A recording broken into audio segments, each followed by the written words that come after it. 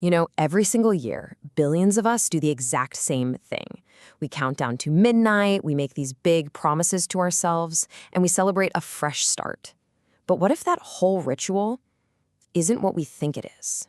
What if the entire tradition of New Year's is actually built on a kind of deception? So let's just get right to it with the big question that frames this whole explainer. Is the entire New Year's ritual, from the date itself to the resolutions we make, actually designed to set us up for failure? The source material we're digging into today makes a really bold claim. It basically argues that January 1st isn't just some random date on the calendar. Nope, it was a deliberate choice, one that's meant to lock us into a cycle of feeling like we're not good enough. So let's break down how this supposed system actually works. All right, so here's our roadmap. First, we're going to unpack the symbols behind it all. Then, we'll trace its history as a tool for control and look at the psychological loop it creates.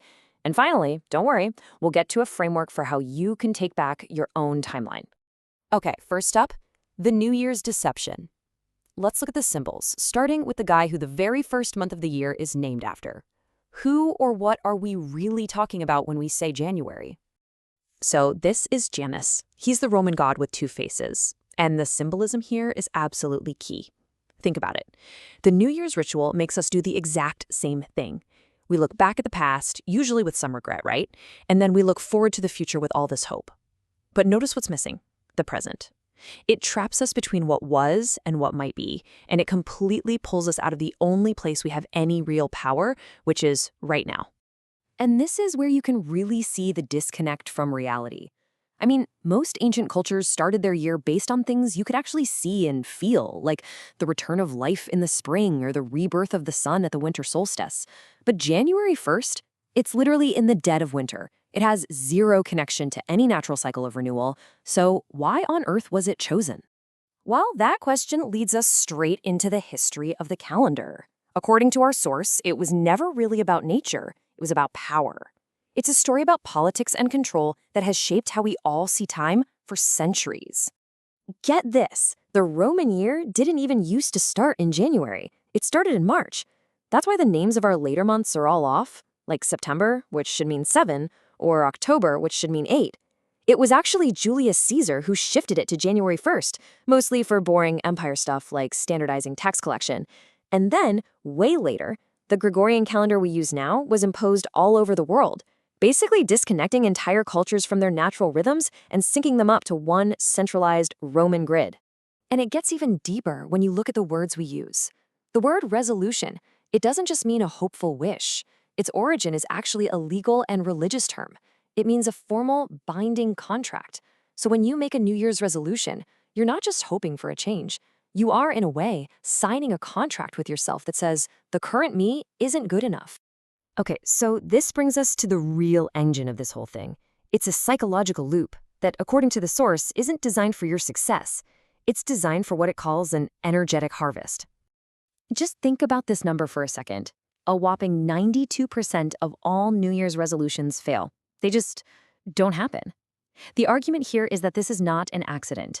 It's not a bug in the system. It is the system. It's a feature, not a flaw. But why would anyone design something to fail? Because it creates this predictable emotional roller coaster, right? It starts with all that high energy, that crazy optimism on New Year's Eve. That's the hope. But that hope almost always crashes into failure by like February. And what does that failure generate? A ton of guilt, shame, and low vibration emotions. And that powerful swing from that massive high to that crushing low, that's what our source calls the harvest. See, this cycle just reinforces the belief that we can't trust ourselves. It slowly chips away at our personal power. We promise to change, we break that promise, we feel bad about it, and then we just wait for the next January 1st to do it all over again.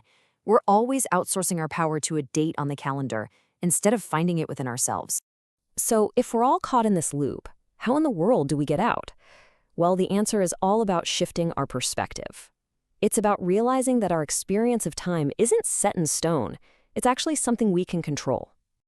You know this feeling, right? Time flies when you're having fun, but it just drags on and on when you're bored. That simple little truth reveals something huge. Your internal state dictates how you experience time, not the other way around. The clock and the calendar, they're just tools. They do not have to be your masters. And this, right here, is the key to breaking free. The spell is broken the moment you actually see it for what it is. The moment you consciously decide to withdraw your consent from this ritual and the beliefs behind it, you start to take back your personal sovereignty. All right, let's get practical. Enough with the problem, let's talk solutions. Here's a simple, actionable framework from the source material that's designed to help you break that cycle and reclaim control over your own life and your own timeline. Okay, this is all about escaping that two-faced trop of Janice. The goal is to just pull your awareness back into the present moment, because that's the only place your power actually exists. You can use these super simple mantras. And a little trick is to use a physical anchor, like just stopping and really feeling your feet on the ground. It makes the whole practice real and tangible.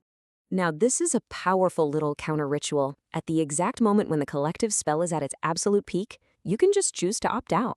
Instead of joining the countdown, you can connect with something real, like the stars, your own breath, and your own sense of freedom.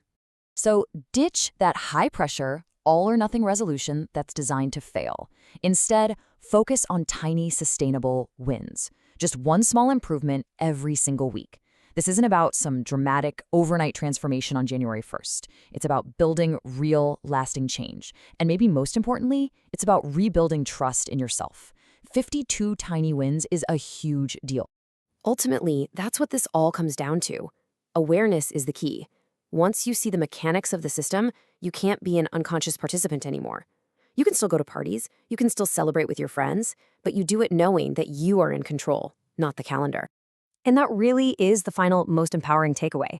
If any day can be a new beginning, then all of the power shifts right back to you. You don't have to wait for permission from an old Roman calendar. Your fresh start is whenever you decide it is. So, what day will you choose?